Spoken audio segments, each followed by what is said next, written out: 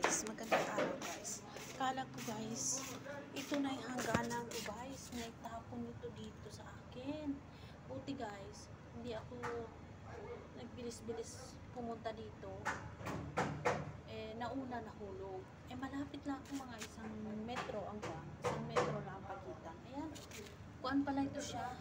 Ito, martilyo guys. Hammer. Natanggal yung kanyang hawakan. Ayan. Muntikan na ako guys. Galing kasi dito guys. So, ayan. Yan, gumagawa kasi sila ng kuan, ng bahay dito sa kapitbahay namin. Ayan. Tumalsik yung kuan. Naputol siguro yung kanyang hawakan. Ayan, tumalsik. Buti naman talaga guys. Hindi ako nagbilis-bilis. Kukunin ko sana guys itong kuan. Itong hose. Kasi nga, maghuhugas ako dito. Ang dumi kasi yung tumalsik na mga kanila, mga semento. Ayan, yung mga bintana namin sobrang dumi. Kaya ko na lang muna. Nung isang araw, may pako din. Pako din ang tumatalsik. Ayan. Kukunin ko itong kuan. Ito. Ayan.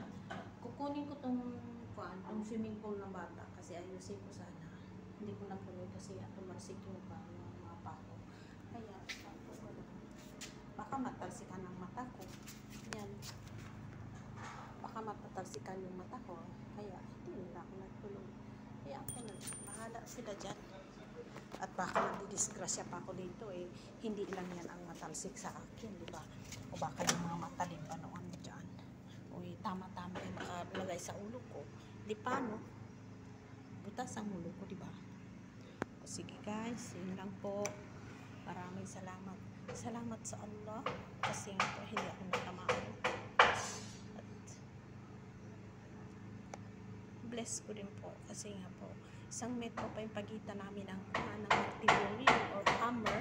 Ayun. Yan siya guys. Yan.